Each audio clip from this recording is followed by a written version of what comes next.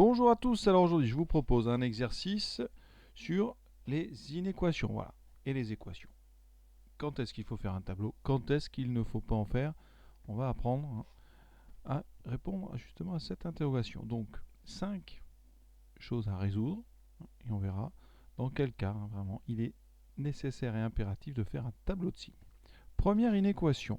Alors je dis inéquation parce que vous voyez dans la première question vous avez un symbole ici qui est strictement supérieur à, et donc on est dans ce qu'on appelle une inéquation. Quand vous avez des symboles avec égal, ici on est dans des égalités, donc c'est des équations. Première règle, on ne fait pas de tableau de signes quand on a une équation. Dans les deux premières questions, oui, on a deux inéquations, et donc on aura peut-être à faire un tableau de signes. La première chose qu'on peut remarquer, c'est qu'il y a deux membres, un membre à gauche, un membre à droite, tous les deux sont non nuls, donc on va devoir tout d'abord voir un petit peu quel est l'angle d'attaque. Alors, de chaque côté, on peut se poser la question, est-ce qu'il faut développer ou pas? Avant de développer, on regarde s'il n'y aurait pas un facteur commun. Effectivement, vous remarquez, il y a 3 moins x. Des deux côtés, vous avez 3 moins x. Vous voyez, 3 moins x fois 7 moins 2x. Et à droite, on a 3x moins 6 fois 3 moins x. On a donc un facteur ici commun. Est-ce qu'on peut simplifier? C'est-à-dire la question que se posent certains, c'est est-ce qu'on peut diviser comme ça? Eh bien, on n'a pas le droit. Pourquoi? Deux raisons. Tout d'abord, si x égale à 3, en divisant par 3 moins x, si x égale 3, eh bien, ça veut dire que vous faites une division ici par 0. Donc c'est interdit, totalement interdit. Donc déjà pour x égale 3, ça ne marcherait pas. Et ensuite, deuxième chose, si 3 moins x est négatif, quand vous allez diviser par 3 moins x, eh bien, vous diviseriez par un nombre négatif et donc ça changerait le sens ici du symbole. Donc interdiction dans tous les cas de simplifier par une expression qui contient du x. Si vous choisissez l'option de développer, le problème c'est qu'il va vous rester des x carrés, des x et des constantes, et donc vous n'arriverez pas, dans la plupart des cas, à continuer. Donc ici, comme on a vu qu'il y a un facteur commun, on va s'en servir. Mais avant de s'en servir, il faut tout mettre à gauche par soustraction. Donc ici, vous allez considérer que ceci est un terme, évidemment, et on va l'enlever des deux côtés. Donc ici, je vais enlever ce terme. Donc ça veut dire que je vais l'enlever à gauche. Donc je vais mettre moins, justement, ce terme. Je ne mets qu'un moins devant, je ne change rien d'autre. Et à droite, comme je l'ai enlevé et qu'il y était, il va me rester 0. Donc maintenant, j'ai ce qu'on appelle une équation avec un second membre nul. Donc je vais essayer de factoriser. Donc là, je mets 3 moins x en facteur, ce qui me donnera donc 7 moins 2x moins 3x moins 6. Je rappelle, pour factoriser, méthode très simple, on met en couleur le facteur commun dans chacun des termes. Ici, il y a deux termes séparés par un moins. Et une fois que j'ai factorisé, je retrouve dans le crochet tout ce qui n'avait pas été mis en jaune. L'étape suivante, après, c'est plus simple, on distribue à l'intérieur des crochets. Donc j'ai 7 moins 2x et j'ai un moins. Alors faites attention, là, moins 3x, mais ici ça sera moins 6. Donc s'il vous plaît, n'oubliez pas, ça fait moins 3x plus 6. Ça serait bête quand même de se tromper ici. Et dernière étape, dans notre réduction, donc 3 moins x, facteur 2. Alors moins 2x moins 3x, ça donne moins 5x. Et 7 plus 6, ça donne plus 13. Et on a devant nous une inéquation produit, c'est-à-dire un produit avec un symbole d'ordre ici et un 0 de l'autre côté. Donc là, on est dans une situation idéale pour faire un tableau de signes. On commence donc notre tableau. Ici, donc la ligne pour les valeurs de x. Ici, on résout sur R, donc moins l'infini plus l'infini. 3 moins x, moins 5x plus 13, et ensuite la ligne pour le produit. Alors, on recopie si on peut.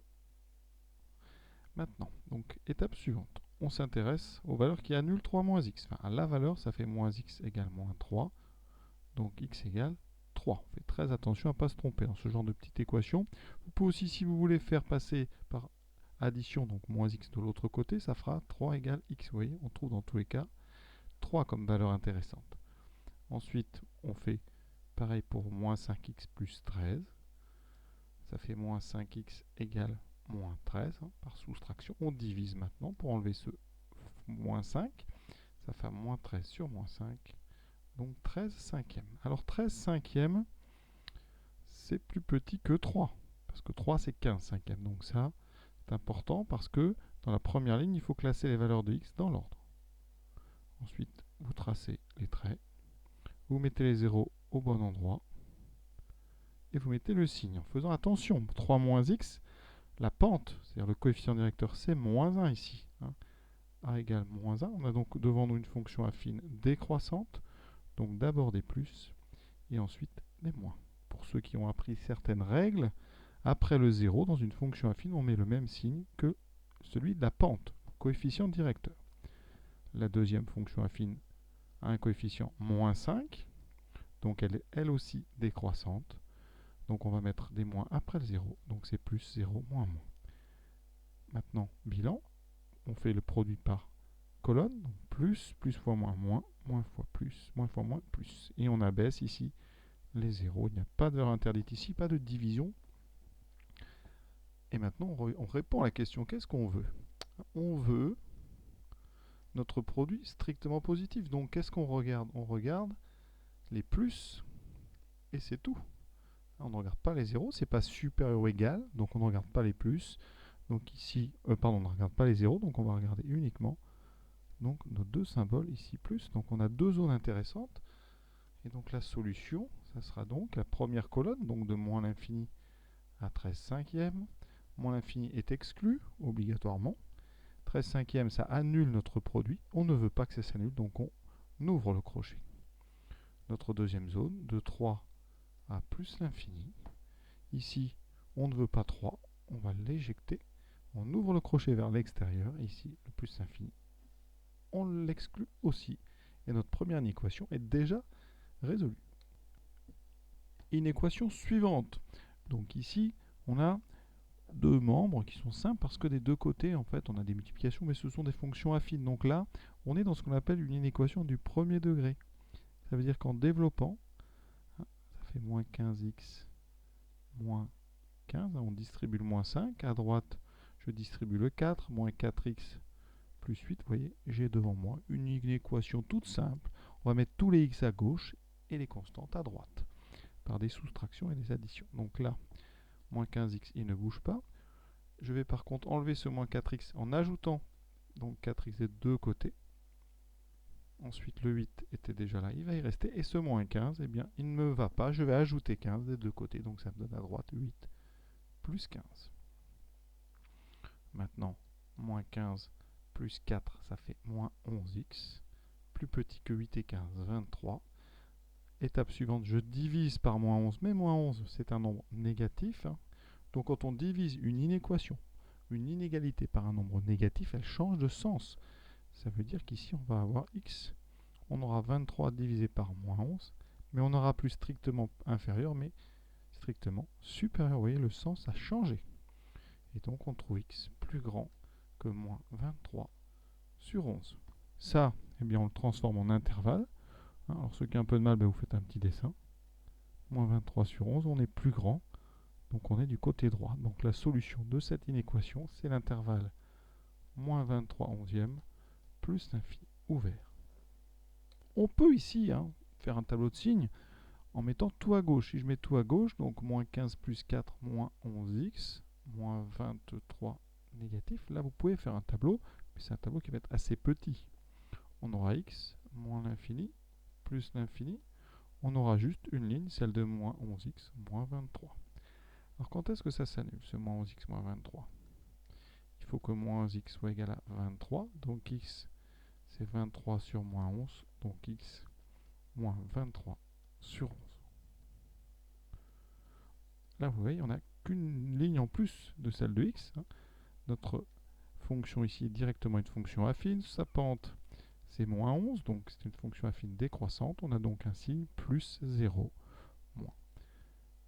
Et vous vous intéressez aux valeurs de x pour lesquelles cette expression est strictement négative. Donc vous voyez, c'est la colonne de droite, ici. C'est de moins 23 onzième à plus l'infini. Et on retrouve bien évidemment la même réponse, cet intervalle, ici. Troisième Chose à résoudre, alors là, il y a un symbole d'égalité, donc c'est une équation, pas de tableau de signes. Alors la règle, je la rappelle à chaque fois, mais on va la rappeler, une fraction, un quotient A sur B vaut 0, si et seulement si, eh bien le numérateur vaut 0, et en même temps, donc un système B ne peut pas faire 0. Donc ça va nous amener parfois et très souvent des valeurs interdites. Effectivement ici, 3x plus 9 n'a pas le droit d'être égal à 0, donc quand 3x plus 9 égale 0, on a un problème. Donc ça fait 3x égale moins 9, donc x égale moins 3. Ça veut dire que moins 3 est ce qu'on appelle une valeur interdite. D'accord? Donc notre fraction vaut 0 si et seulement si 21x moins 7 vaut 0 et qu'en même temps, bien, x est différent de moins 3. On résout l'équation du haut, donc ça fait 21 égale 7, x égale 7 sur 21. Et donc, ça veut dire que x n'a pas le droit de faire moins 3 et est égal à 1 tiers. Donc pas de souci, ça veut dire que 1 tiers est la seule solution possible de cette équation. S égale 1 tiers. D'accord? Donc vous voyez, c'est assez rapide et surtout, on ne fait pas de tableau de signes. On ne cherche pas un signe, on cherche juste quand est-ce que ça s'annule. Quatrième question, encore une équation, donc pas de tableau, surtout pas. Par contre, ici, on a une fraction égale à 7, donc là, il n'y a pas de règle. On va donc se ramener à une fraction égale à 0 en mettant tout à gauche. Donc je vais enlever des deux côtés 7. J'ai donc 3 sur moins 8x plus 3 moins 7 est égal à 0. J'ai enlevé 7.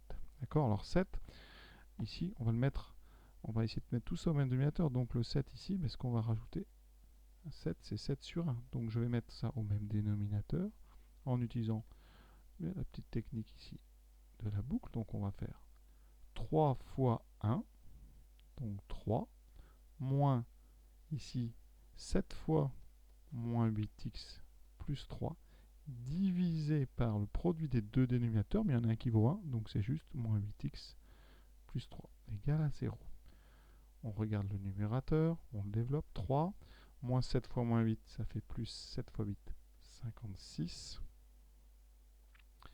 moins 7 fois 3, moins 21, sur moins 8x plus 3 égale 0. Et donc maintenant, on a 56x moins 18 divisé par moins 8x plus 3 qui vaut 0. Et on a maintenant un quotient, vous voyez, qui est égal à 0. Et donc on va pouvoir utiliser la propriété que j'ai laissée en haut en jaune. Ainsi, ce quotient vaut 0 si 56x moins 18 est égal à 0. Et en même temps, moins 8x plus 3 n'est pas égal à 0. Alors la première, ça fait donc x égale 18 sur 56. Et l'autre x donc va être différent de moins 3 sur moins 8, c'est-à-dire 3 huitièmes. Pour ça, vous pouvez résoudre comme ça, tranquillement, moins 8x plus 3 égale 0. Ça fait moins 8x égale moins 3, x égale, oui, moins 3 sur moins 8. Les moins se neutralisent. Il me reste donc x égale, alors on va diviser. Alors, on divise déjà par 2, ça fait 9 sur 28. Et on ne peut pas faire mieux puisque 28 n'est pas divisible par 3. Et x doit être différent de 3 huitièmes. Donc, comme 9 sur 28 n'est pas égal à 3 huitièmes, eh bien ça veut dire que x est donc égal à 9 sur 28, puisqu'il est bien différent de 3 huitièmes. Donc on n'a qu'une seule solution, 9 sur 28. Il existe une deuxième méthode pour gérer et pour résoudre ce genre d'équation, c'est l'utilisation de ce qu'on appelle le produit en croix. Un produit en croix, je vais vous donner la propriété, c'est quand vous avez A sur B, par exemple, égale C sur D, et que B est différent de 0 et D est différent de 0, vous pouvez dire que ça équivaut à A fois D égale C fois B. C'est-à-dire qu'ici, vous pouvez faire le produit de A et D et le produit de B et C. Vous voyez, ça forme une croix, d'où le terme produit en croix. Donc ici, il faut juste s'assurer que moins 8x plus 3 est non nul, puisque c'est lui qui est dessous. Donc, on cherche quand est-ce que moins 8x plus 3 égale 0. Ça fait x égale moins 3 sur moins 8, donc 3 sur 8. Donc on dit à ce moment-là, on travaille pour x différent de 3 huitièmes, parce que 3 huitièmes c'est une valeur interdite, donc on peut considérer que x ne peut pas faire 3 huitièmes, et à ce moment-là, on peut faire un produit en croix. Alors ici, vous avez 3 sur moins 8x plus 3 qui vaut 7 sur 1, et si j'applique mon petit produit en croix, ça fait 3 fois 1, 3 à gauche, et à droite, 7 fois moins 8x plus 3. On a devant nous une équation du premier degré qu'on résout en développant. 7 fois 8, 56, plus 21. On met 50, moins 56 à gauche par addition, donc ça fait 56x égale 21 moins 3, 18. Et vous voyez qu'on retrouve x égale 18 sur 56. Attention, on vérifie à ce moment-là que 18 sur 56 est bien différent de la valeur interdite. Donc, puisqu'il n'est pas interdit, ça veut dire que c'est la solution de notre problème. Dernière question. Cette fois-ci, vous voyez, ici, on a un symbole ici, un d'ordre. Donc, c'est une inéquation. Donc, dans les inéquations, eh bien, on ne va pas faire de produit en croix. Là, on n'a pas tant de choix que ça. Du côté droit, on a déjà 0. Donc, l'idée, eh bien, ça va être de faire ici une mise au même dénominateur. Alors, la règle, là, on l'a vu tout à l'heure.